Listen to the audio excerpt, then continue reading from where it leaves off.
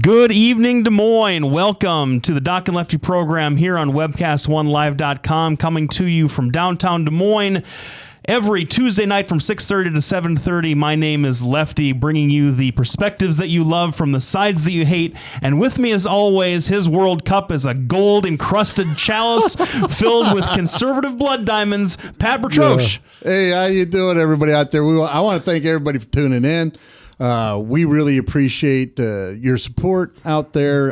Hopefully you learned something and are entertained throughout the show. What about this soccer thing going on? Well, everybody was pretty surprised we beat Ghana. Well,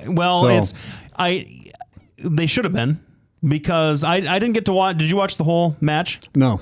I didn't watch the whole match either. Well, here, let me explain. I don't watch soccer because if I wanted to watch somebody struggle to score for 90 minutes, I just take my friends down to the bar. That's a dumb joke. That's a great joke. It was funny the first time I saw it. Then it's played out like 600 times. Yeah, like every terrible, like Carly Rae Jepsen or whatever. Anyway, I only watch soccer every 4 years, and it's mainly because I like the U.S. national team. I like flags, right? Yes, I like absolutely. Nationalism. You're a patriot. Yes. When it comes to national, the only nationalism I like is sports nationalism. The Olympics, the World Cup. Otherwise, you're a giant UN collectivist. Well, let's just put it this way. I'm also very, very nervous around packs of people that all believe the same thing. So whether it be 25-year-old guys in West Glen and in West Des Moines, or a bunch of people chanting jingoist slogans out in the street, I'm a little wary of that kind of stuff. But when it comes to nationalism, World Cup soccer, the World Baseball Classic, which is I don't know. I like Major League Baseball better, but the Olympics, all that kind of. I really get into that kind of stuff. And I watched the match against Ghana that knocked the U.S. out 4 years ago in 2010, and it was hard, it was crushing. And I don't know anything about soccer at all. And so last night to see that they tied it up in the late minutes, and then we were able to come out and win the thing, I thought that was pretty cool. Yeah, that's pretty. Yeah, and they came right out and scored. The USA scored within the first minute, 2 minutes, 32 seconds. The first that 32 seconds. Holy smokes! And then nothing happened, which is what usually happens in soccer for in the next 4 hours. And it's almost like watching cricket. Honest to goodness, that's about what it is. Soccer is more intuitive than cricket, because I've watched a little bit of Test cricket and not understood anything that's happening. At least with soccer, I understand, okay, you kick the ball to this guy, who kicks the ball to this guy. There's a big net, and that's where the ball's supposed to go. That's right. Yeah, so anyway, America came back. Ghana scored, and then America came back late in the game, like in the final 5 minutes, 7 minutes, something like that. So that was exciting. And then I was watching Belgium and Algeria. Oh, yeah? And they were up 0-1. And I thought to myself, man, that's amazing. The Belgians are getting beat. And then when I left lunch today, they were up. I think they were up 2-1 or 3-1. Mm-hmm. So it's pretty exciting. And it's a great sport. I was in Kiev when they were having the UEFA World Cup, and it was insane watching these, because usually Kiev is kind of a quiet airport. You got. It's a giant town, but man, it was packed. People sleeping on the floor, flying everywhere. It's nuts. So really, it's wildly popular sport. Well, wildly popular. And I'll tell you, like I said, the reason that I don't watch a lot of different kinds of sports. I wouldn't consider myself a sports fan. I've got room in my heart for the Chicago Cubs and Iowa football. That's about it. I don't have any more room for any more heartbreak in my life. I'll watch Iowa basketball, but those are my two big things that I really care about. But being a baseball guy, especially in the modern era where nothing happens for 4 hours in a baseball game for the most part, not anymore. Soccer does appeal to me to a certain degree, because what I really enjoy, especially about baseball, in a pitcher's duel where it's 1-1 or 2-1 or something, and the tension is building throughout the game. That really happens in a soccer match, doesn't it? Like, if you're tied or you're behind a goal or something, minute 70, minute 80, minute 90, because it takes 20 minutes to score anything, and, and you feel like you're running out of time. That kind of tension building does appeal to me. But man, I don't know. I don't know anything about the sport. I don't know anything about the rules. I just like watching the U.S. beat people. Well, my buddy Dan coaches his girls' soccer team.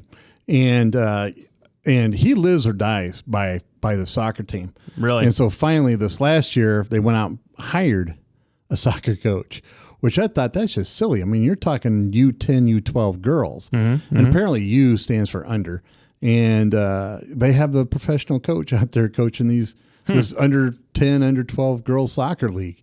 And I think to myself, holy smokes, man, how rabid do you have to be to hire a professional soccer coach? Are you asking how rabid Are you asking how rabid a group of people have to be to bring in somebody who's untested, unproven, and throw over the guy who's been there who helped bring it up?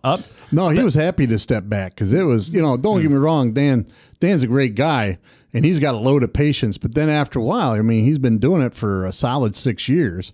And, at some point you go, man, I need a break. Well, no, I understand that. It just blew my segue because I was going to segue from that into the district, the Virginians throwing out Eric Cantor, which we announced on this show last week. Yes, absolutely. They had the guy that had been representing them forever, 14 years or whatever it was, and they tossed him out on his ear to bring in a completely untested, untried college professor. Surprises me. I guess we're going to retire some of those anti-intellectualist slams that we say for our Republican friends every now and again. They bringing in this college professor to probably win a pretty safe Republican seat. Well, and that's true. Now I just got to say something because Lefty admits that every once in a while Republicans are called anti-intellectuals. I'm just going to relate a story that happened nearly 20 years ago. I'm talking to we're going to leave the names out, but I was talking to one of these left-wing liberal elitist educational person, and they were sitting around with all their friends talking about how big of an idiot any Republican is. And they were trying to, Bush didn't write some book and somebody else didn't write another book, and Reagan, he was just an actor and all this. And I finally asked, because we were watching a football game, I was just trying to watch the game. Finally asked, well, how do you define an intellectual? Well, they said you had to have an advanced degree, you had to have written a book, you had to have written some articles, you had to have done some scholarly, research, stuff like that. And so I said, well, who in here has done this? And of course, the one gal said, well, I'm working on my PhD. I said, but the rest of you haven't? No. So then at that point, I then informed them that I was the only intellectual by their definition in the room. And I was not invited back to watch a football game ever again in that particular household. Hey, there is, that's just the way liberals are. They when you point out the facts, they get mad at you and kick you out of the house. Well, let me point out some facts for you. We're going to be back right after this break, where Lefty is going to point out some facts about Eric Cantor and what his chances are down in Texas. Yes. Not Virginia. In Texas. In Virginia, geez. We'll be back right after the break. Thanks everybody for tuning in. Make sure you catch up with us on Facebook, Twitter, docandlefty.com. I promised a new blog. I promise it'll be there this week. We'll see everybody right after this break. All across America, there are countless numbers of people struggling with addiction and other life-controlling issues. Probably someone you know and love. There is a way out. There is hope. Transformations Treatment Center in Delray Beach, Florida, has a unique approach to substance abuse treatment. Call now and ask about our Guaranteed Success program, or log on to transformationstreatment.com. Transformations. Change your life. Change your relationships. Transform your world. Whether you're 10, 25, 50, 80 years old and beyond, everyone needs to live within their means. I'm Tom Coates with Consumer Credit of America. For almost a quarter of a century, we've helped people of all ages learn to manage their personal finances to benefit them far into the future. When problems arise, we've got the experience you need to make those debt problems go away. Got financial problems? Call Consumer Credit of America.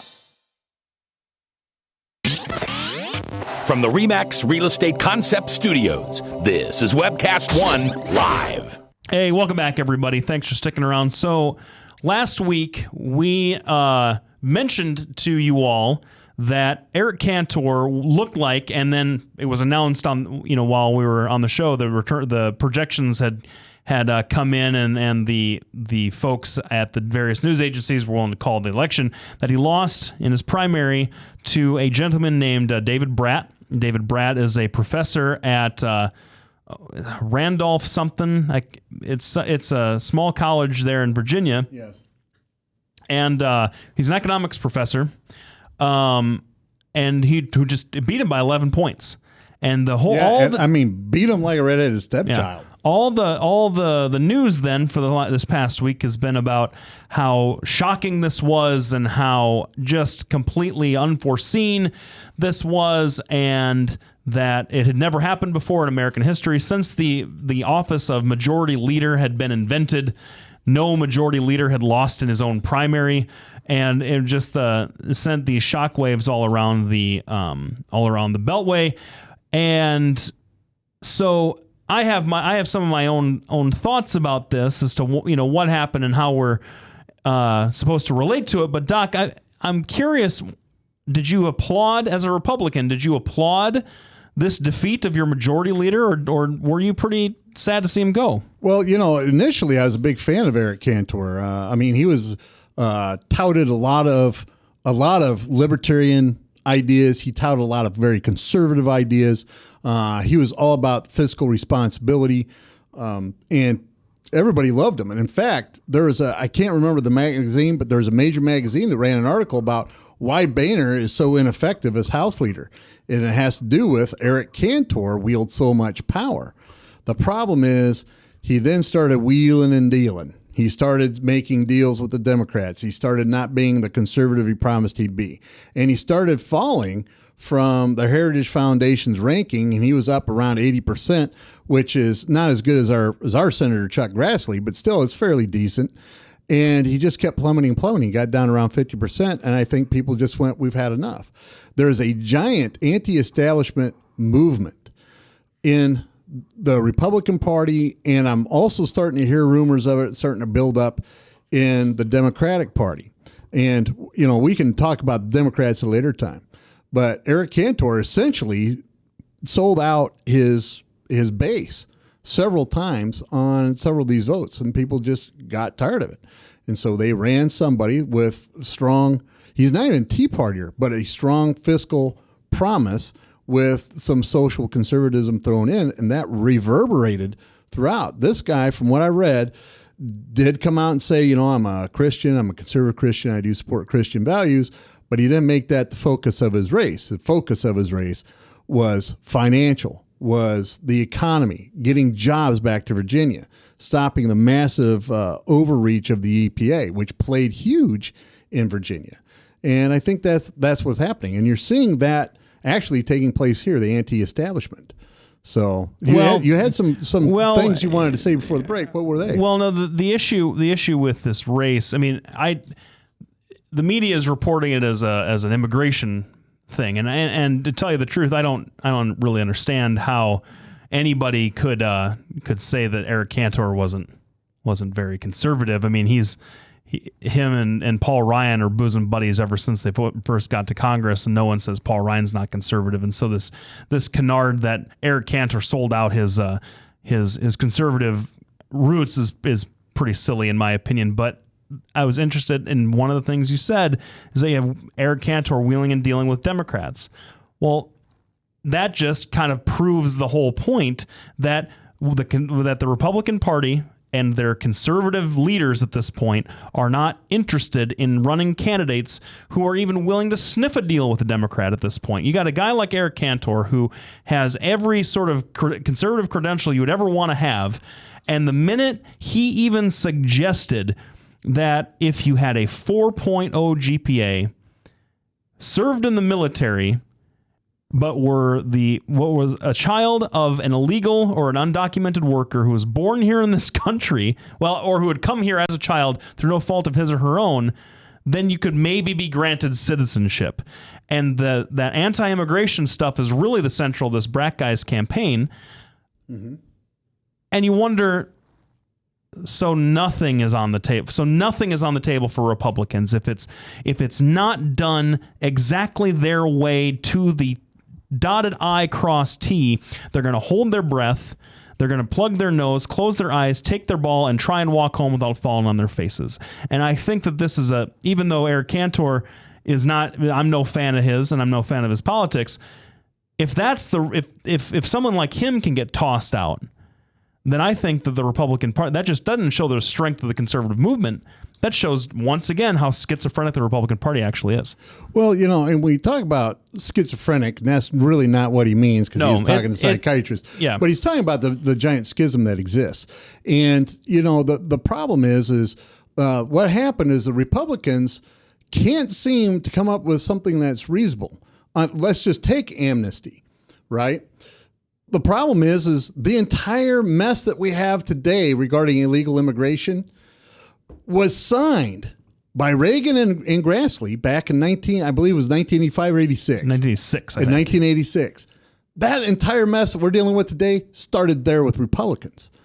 If they would have, and it started again with amnesty, they were granted amnesty. Now, as an interesting aside, there is a person I work with that has a green card who, when they told him he was allowed to vote, he went and voted Republican because he said, well, they helped me.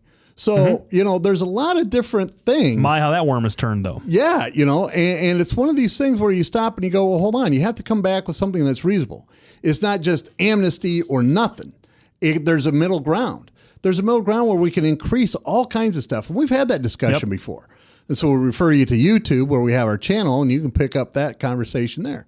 Absolutely. So the bottom line is Eric Cantor, along with the GOP establishment, instead of coming up with something that was purposeful, came back with a knee-jerk, we're going to give them amnesty just to get the media off our backs. And that's really how it's perceived. Now, the other thing is the guy that won essentially because Cantor lost his base. The guy lost touch, became arrogant. Yep.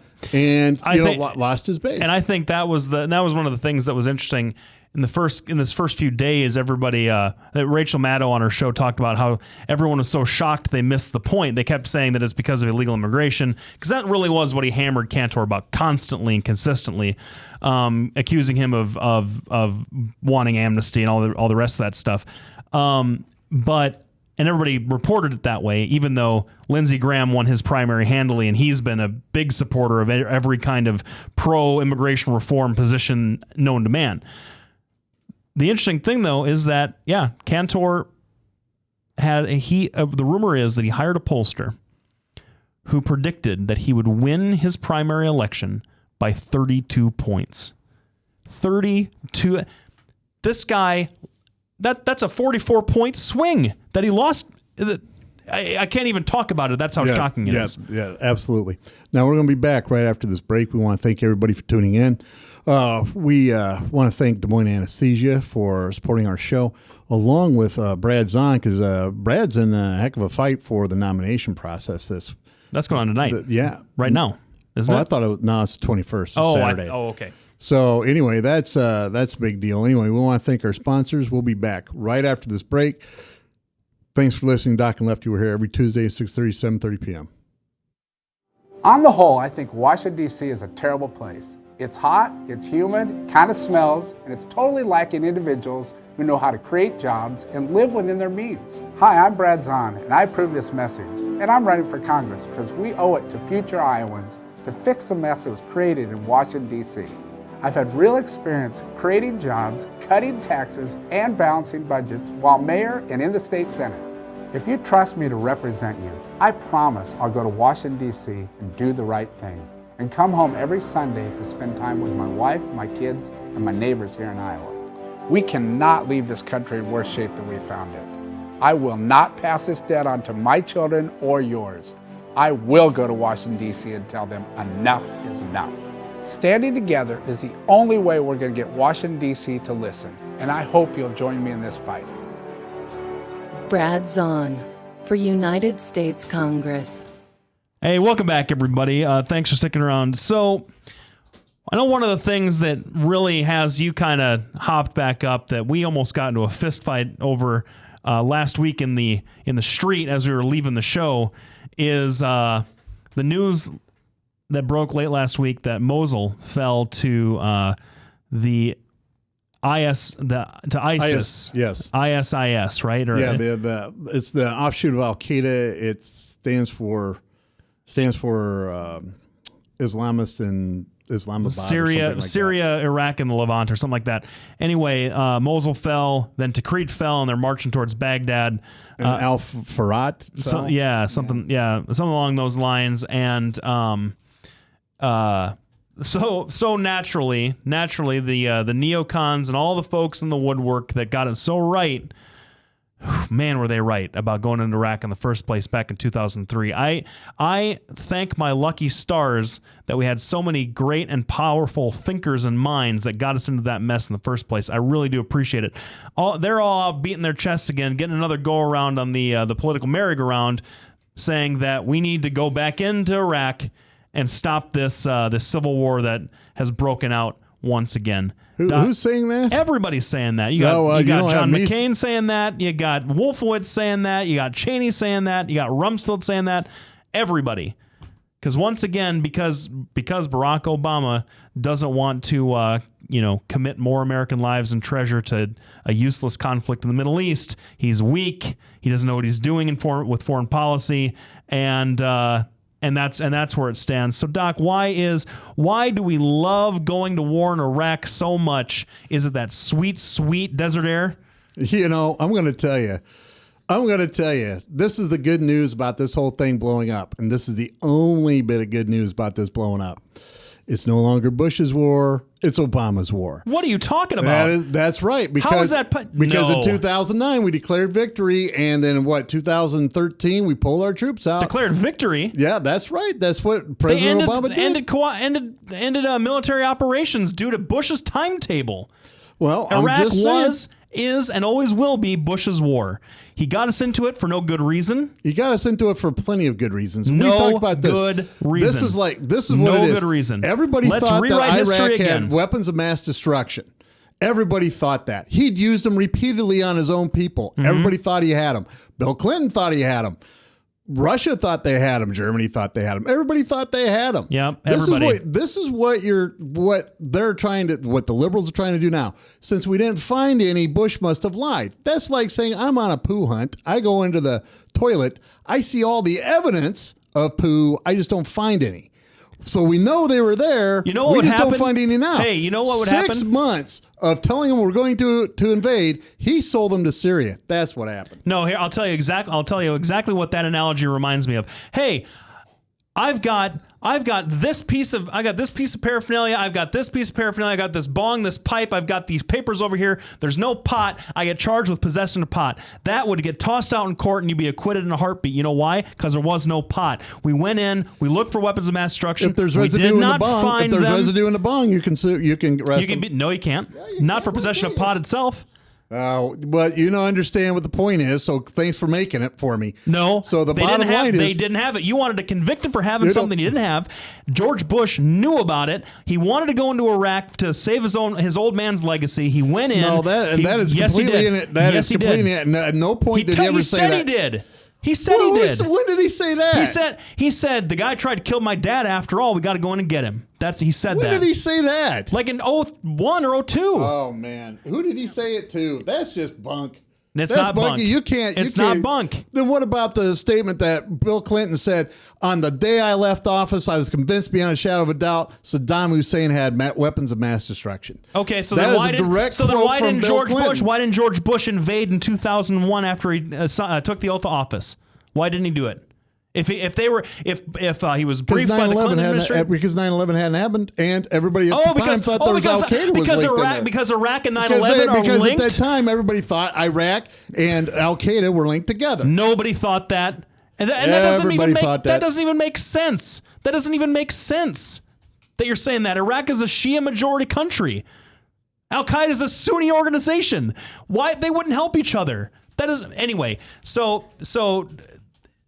To call this Obama's war now is absolutely ridiculous. Because we're already out. It's officially over. It's absolutely we officially won. Okay. Everything else we're out. So now we're going to go back. So every international observer. So the observer, one guy who said, "Geez, we shouldn't go in," Barack Obama is now going to be sending troops back. Well, he hasn't committed to that. Anyway, he has. He's already sent 275 troops. 275 troops have gone. That's from not only Fox but CNN and MSNBC. That's not appreciable troop presence. If we're sending some resources or whatever to Iraq because we destroyed the country and then didn't do a good enough job, apparently, training and building up those troops, whatever. All I'm trying to say is, hey, let's go take out the strongman that's kept all these warring factions who've been warring together for 1,300 years. The only guy that's kept peace in that region, even though he's a brutal dictator and a bad sort of guy, let's remove him from the equation, decommission the army, de-Baathify everybody in there, and then say, hey, by the way, we've completely upset the apple cart. Hey, folks, try not to fight while you pick up the apples. That wasn't going to happen. All right, terrific. So you just sat there and said removing a dictator is not a good idea, so then why did Obama do it with Libya? There you go. Why is it okay for Obama to do it than it is for Bush to do it? Please. And Bush had a lot more reason than Libya. First of all, Obama didn't remove a dictator. The folks he certainly bombed him and they got him killed. No, I mean bombing him. I mean that's what we were doing. We came in with NATO airstrikes to help the folks that we were supporting in a civil war. That's a lot different than what we did to Saddam Hussein, where we invaded a country and overthrew a government that was already there. Right. And why did Ronald Reagan support every Nicaraguan and Costa Rica, every banana republic dictator known to mankind just to fight guerrilla wars in the jungle? Please. Well, Bush calls now. Here's from CNN. Bush calls Saddam Hussein the guy who tried to kill my dad. The entire statement, they've abbreviated the entire statement, but essentially it goes like this. He's talking about Iraq. He's talking about what a bad guy Saddam is. There's a lot of different reasons why he went. And then he said, the other thing is he tried to kill my dad in reference to the Secret Service stopping an assassination attempt on George I from Saddam Hussein. You know why George H.W. Bush stopped short of Baghdad back in the first Desert Storm? He had credible advice from military experts who said, if you take this guy out, it'll be trouble. It was the same advice that George Bush and Donald Rumsfeld had back before they went in. They ignored it, and look, here we are 10 years later. Back to the future. ISIS. None of that has to do with Obama. Yes, ISIS. I'm gonna do a definition real quick before the break. ISIS stands for the Army in Syria and Iraq. Apparently, in their language, that's the moniker ISIS. Thanks everybody for tuning in. We're going to be back right after the break. Facebook, Twitter, get some. Yes, Facebook and Twitter. You need to get some of that. Google Plus, Bing is another one, and DocandLefty.com. I want to thank everybody for tuning in. We'll be back right after the break. Petrosian Associates, how can I help you? Petrosh and Associates will provide you with a friendly, caring, and confidential place to find help for mental health concerns. We are ready for your call. Our doctor, Dr. J. Patrick Petrosh, provides a full range of psychiatric services for children, adolescents, and adults in a forthright and informative manner while maintaining a casual, comfortable, and relaxed atmosphere. Hey, what's wrong?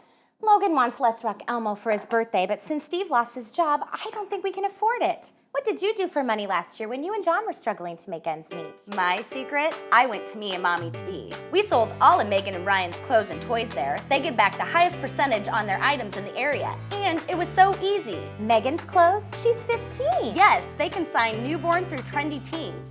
We're not struggling now, but I'm gonna keep saving and making money at Me and Mommy-to-Be. From the RE/MAX Real Estate Concept Studios, this is Webcast One Live. Hey, welcome back, everybody. Thanks for sticking around to listen to me hand Dr. Petrosh his walking papers on the Iraq thing. We're going to move on to the next thing that he wanted to talk about. You said to me before we got on the air today that there was some interesting things that you were predicting for the convention here in the 3rd District. And you know that we like to bring you the local stuff as much as we possibly can.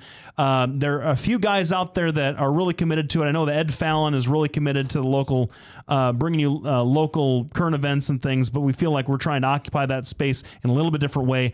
So what are you hearing about the convention coming up this end of this week? Well, there's all kinds of drama related to the 3rd District convention. All kinds. Honest to goodness. It's better than one of those Spanish telenovelas. All right. And I mean, you have all kinds of players. You got backstabbing. You got dark backroom deals. Attractive ladies?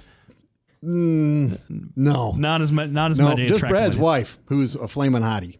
So, but and in fairness to everybody else's wife, I haven't met him. All right, but you know, Dee Dee is very cute. So she would have to be the female lead on she'd this. She'd be the good looking one. Yeah. So and then essentially, like we said last week, it's just like it's like a cage match in wrestling.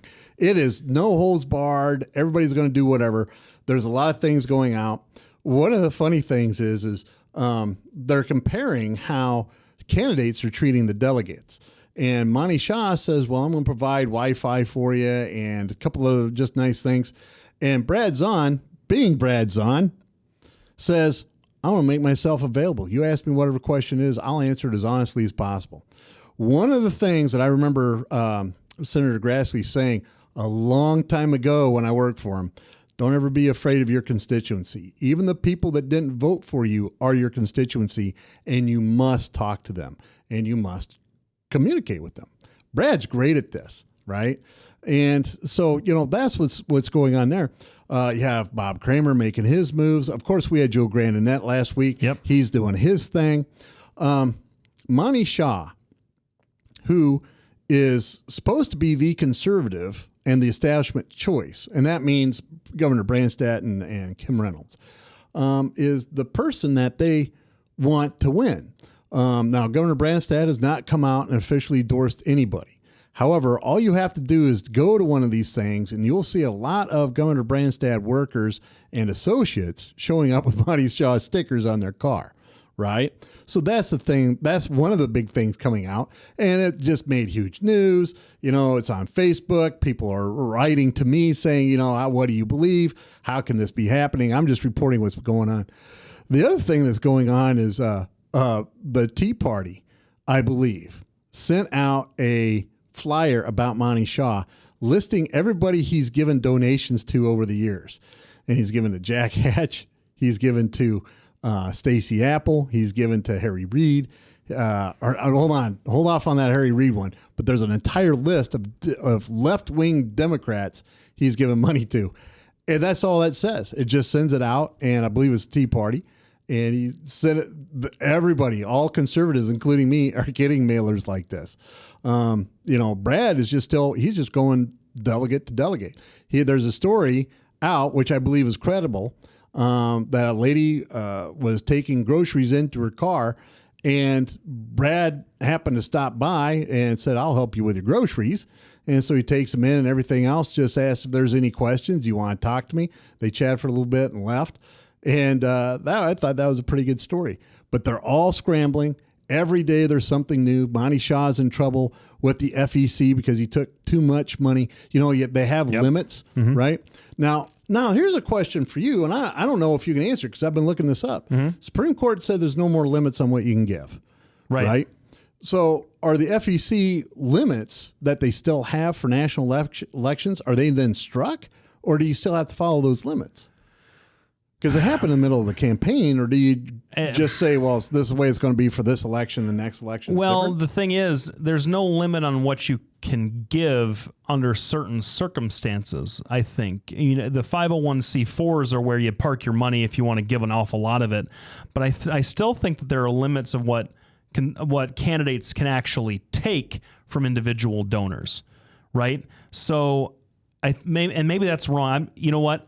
I'll look into it. I don't know the answer. I wasn't prepared for that particular question. It's because the receiving of campaign money isn't necessarily free speech. I wouldn't think so. I don't know that would be covered. Well, that's under the Citizens United decision. Well, but that's what they said is money is free speech. Well, no, giving it. I mean, that's where you want to spend your money is indicative of your political speech. But I don't know that necessarily being the recipient of it would be speech on your own part, right? Yes. But that could be that's actually probably completely irrelevant to what we're talking about. I'm not so certain. I know that there are certain things that you used to not be able to do.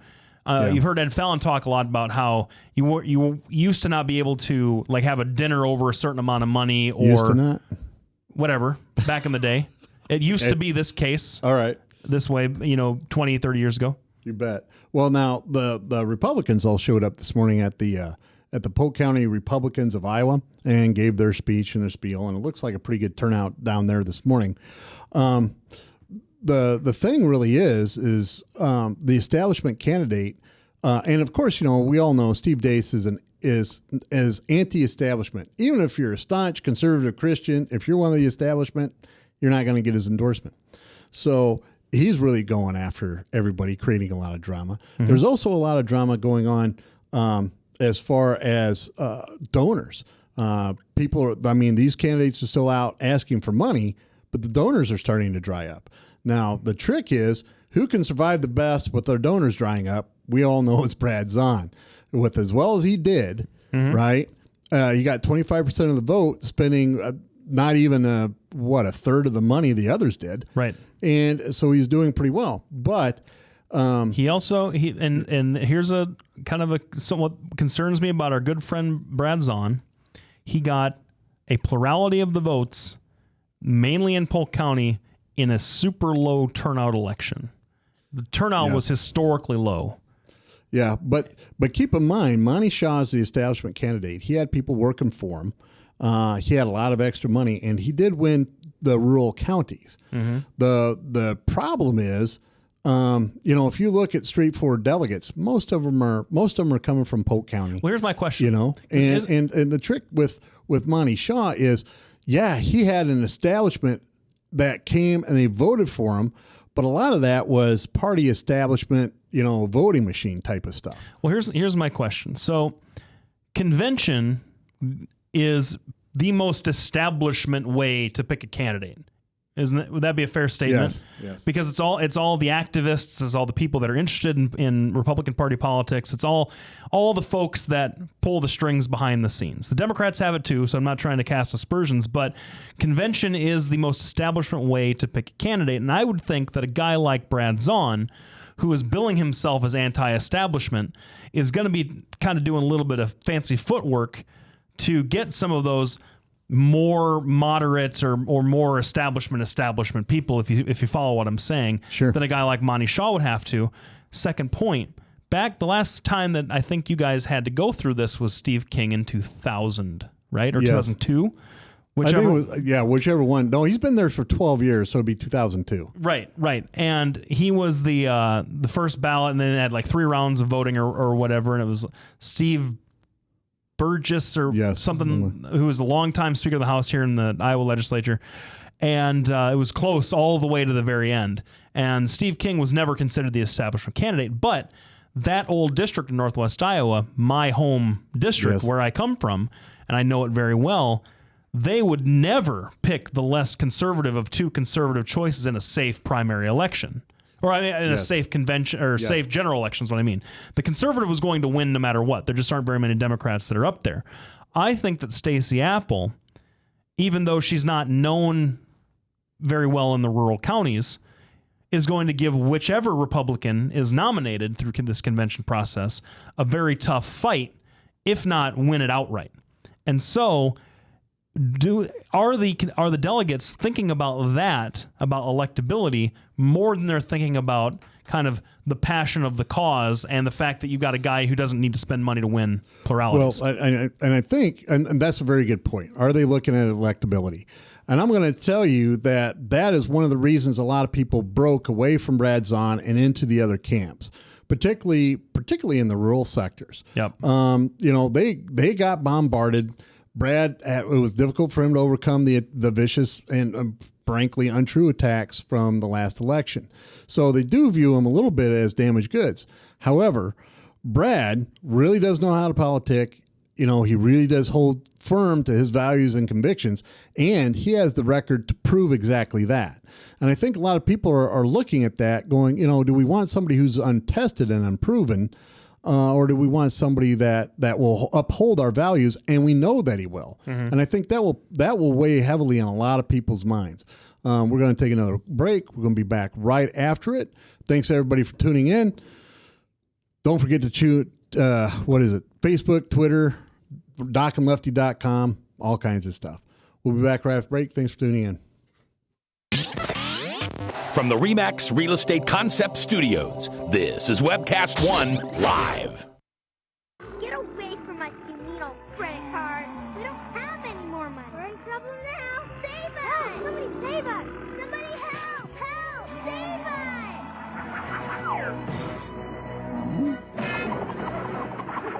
I'm Tom Coates from Consumer Credit of Des Moines. If your credit card's a little too animated, give us a call. Hooray, we're saved! Consumer Credit, you're our hero! If Tom Coates from Consumer Credit of America was your personal webmaster, Tom would filter out all bad debt emails.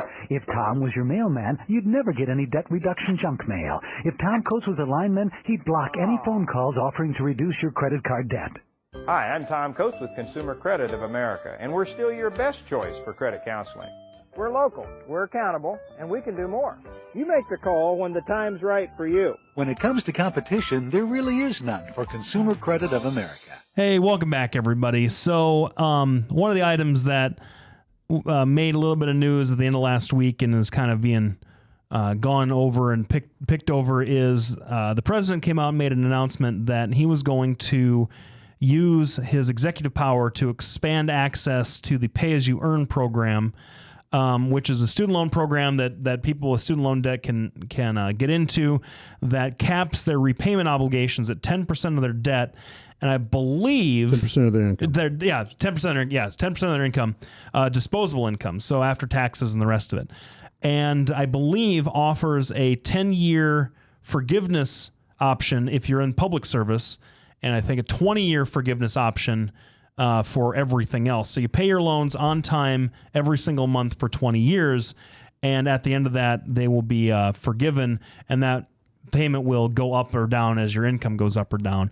And a lot of folks think that that's at least a positive first step without action from Congress, since there's just nothing. Congress is not willing to do anything really on anything at this point.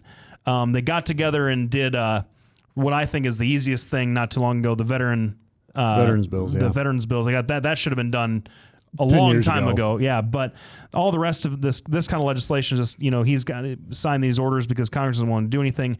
And I don't know. I think it's as somebody that's got a lot of student debt myself. Obviously, I'm interested in this. It is something that it's a crushing weight for a lot of people, a lot of families out there, and addressing it is something that needs to be done. I think that we can both agree on that. Yes. Do you think this is the right strategy? I don't think this is the right strategy, because it's just like with the VA. I'm glad you mentioned that. It's a systems problem. It's not necessarily one thing. A stroke of the pen isn't going to fix this. The truth of the matter is when you go into debt like Lefty has or I have, you're essentially an indentured servant, and it really restricts your ability to go do anything. Yep. Lefty, started his own practice. I'm sure you'd be in a lot better position now if you didn't have to repay those student loans if they weren't so crushing. Oh man, it's like I'm paying for 3 car payments. Yeah, and that's what it is. And for me, my payment's $4,000 a month until I'm 62 years of age. That's a lot of money. I'm going to be repaying close to $1 million. Mm-hmm. Isn't that nuts?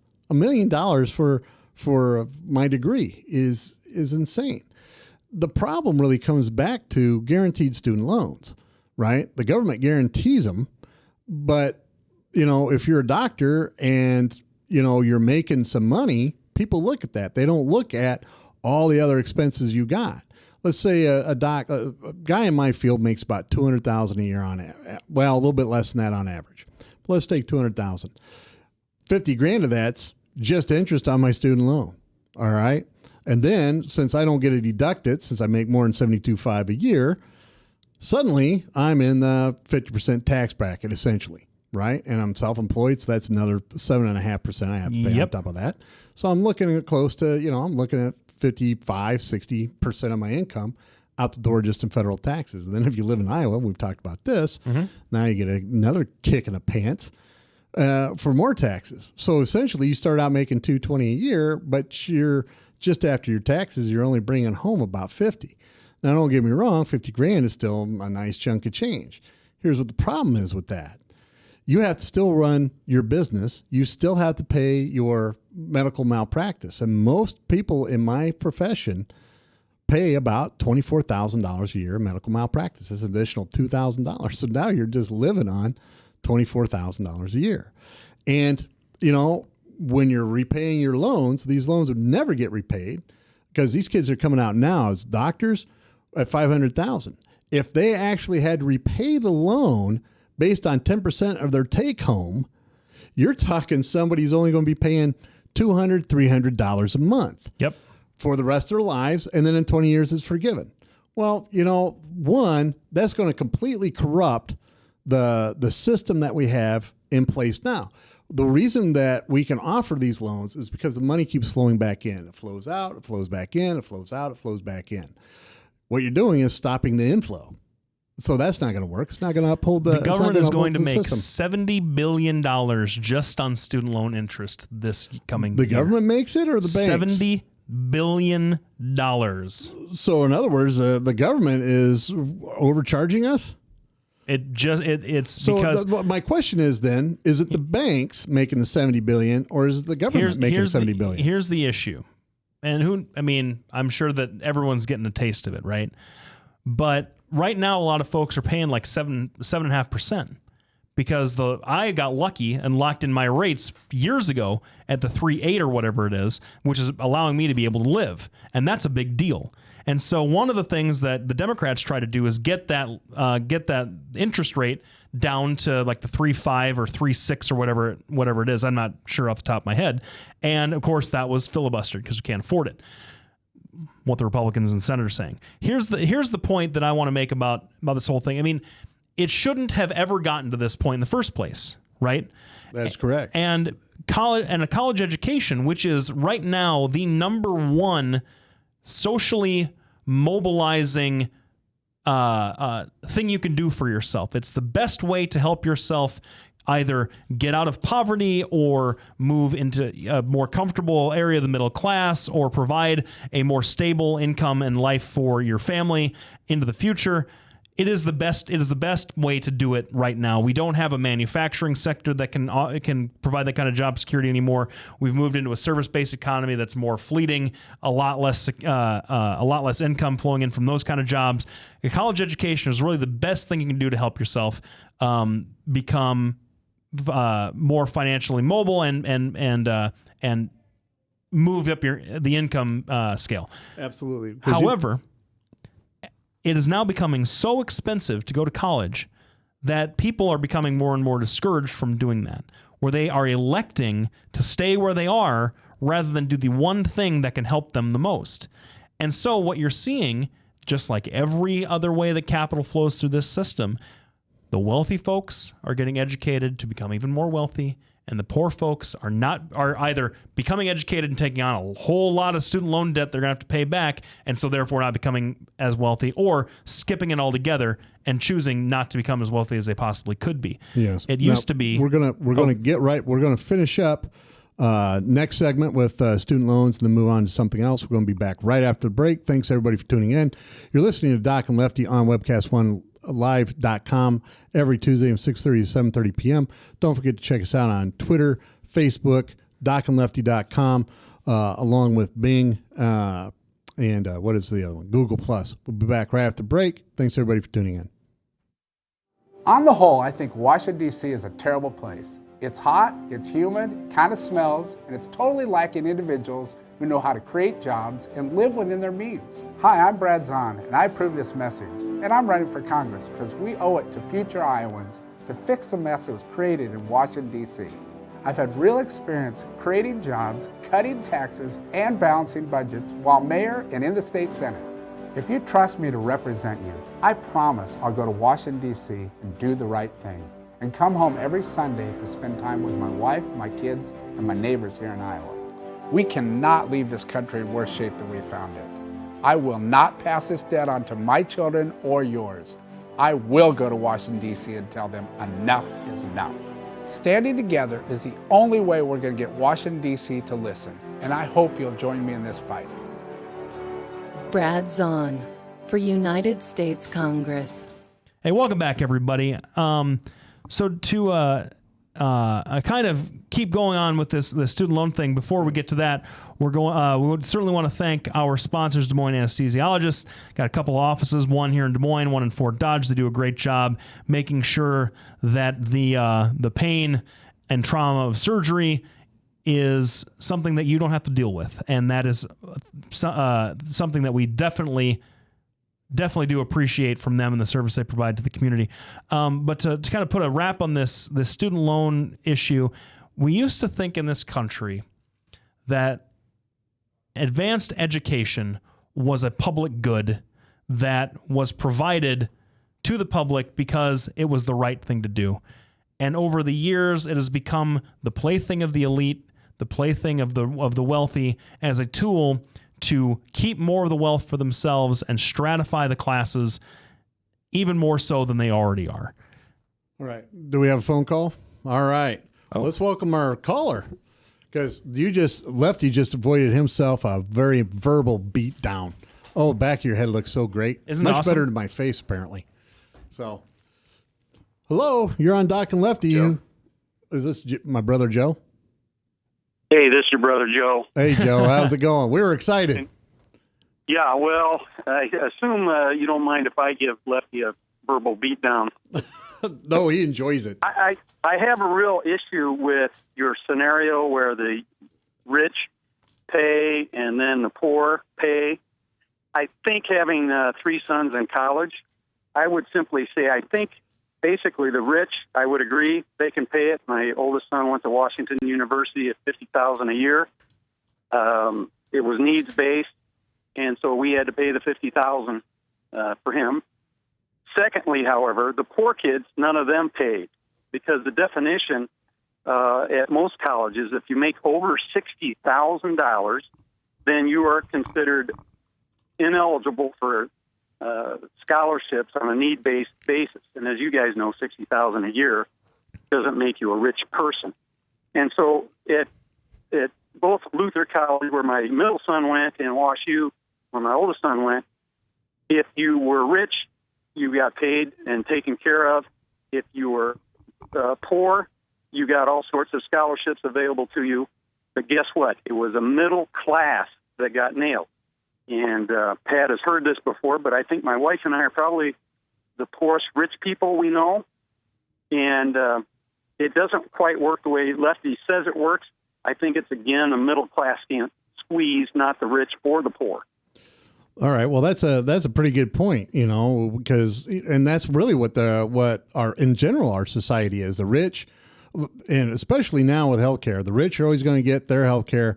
The poor are going to be able to get their healthcare. It's people in the middle that are getting squeezed. So, Joe, what you're saying is that that college is serving to, or that a lot of the issues with the college right now is that widening the gap between the rich and the middle class. Am I hearing you right? I didn't hear a lot of what you said. Absolutely, because then it sounds like we agree, buddy. Can afford it. Yeah, well, that's what I'm saying. But you were referencing the poor is the gap between the poor and the rich is getting bigger. Well, it is insofar as education is concerned, and it is just the opposite. I think the poor have just as much access to the universities. I tell you, if you go online and look at University of Iowa, the number of poor students that get in are almost for free versus the middle-class students. You will see that middle class, most of those parents have to take out 100% student loans for their kids, and the kids get to go for free, the poor kids. Well, but student loan's not going for free. You got to pay that back, right? Yeah, the middle class are borrowing it, not the poor. Yeah, and poor kids aren't having to borrow the money; they're getting scholarships. Well, why can't the middle class get scholarships? What's that? Why can't the middle class get scholarships? Because there's so many. There's so many.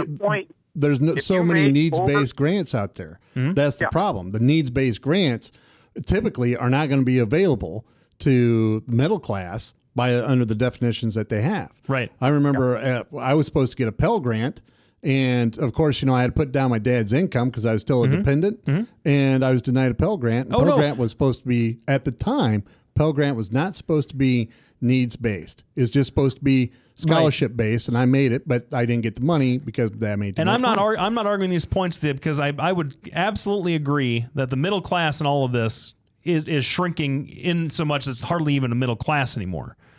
But the point is, and fine, well, I'll alter my editorial in the sense that the real problem that I have is mainly the very wealthy are able to take it more advantage of college than the folks that really could drive the economy through their college education. Joe, you'd agree with that? I would agree 100% with the 1%ers getting to, if they pay $50,000 a year to attend one of the top 10 universities in the country, that's chump change.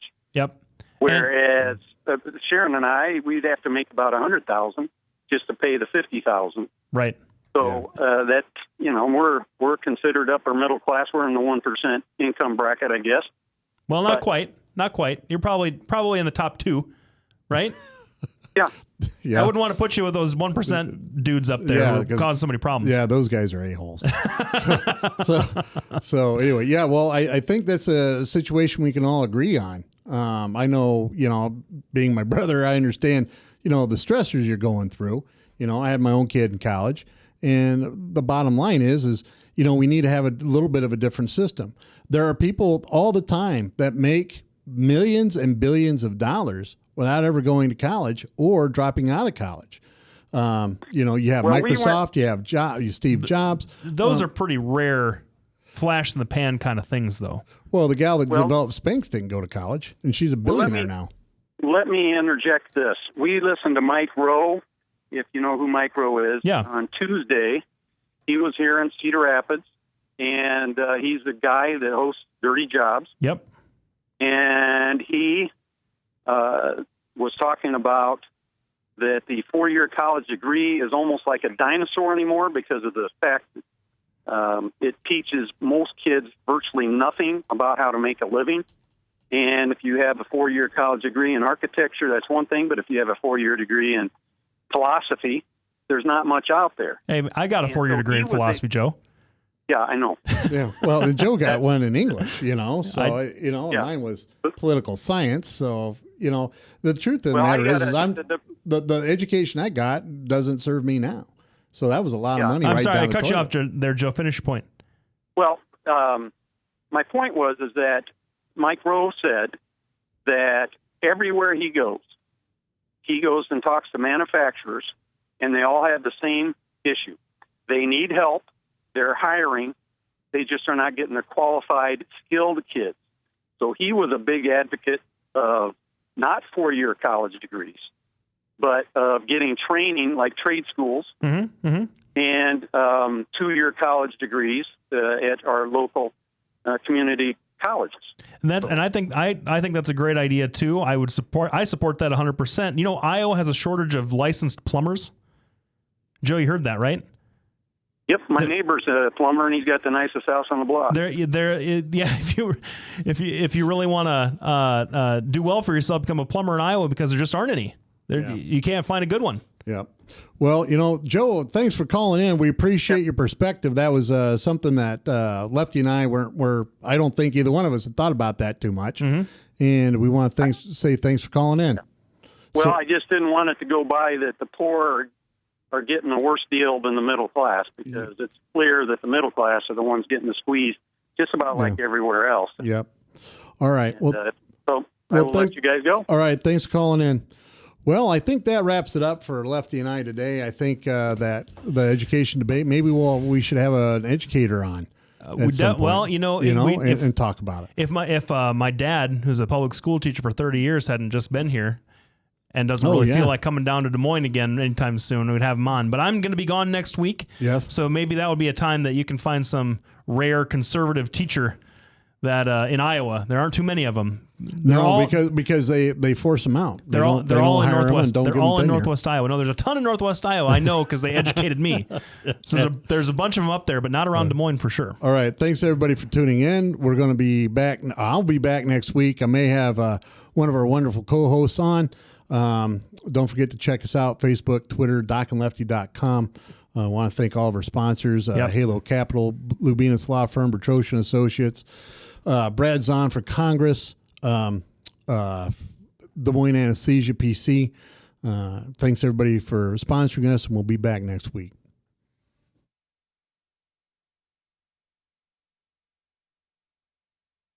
Hi, I'm Representative Tom Shaw, and I love these guys. Both of them. Love these guys. Get over here. Love both of them.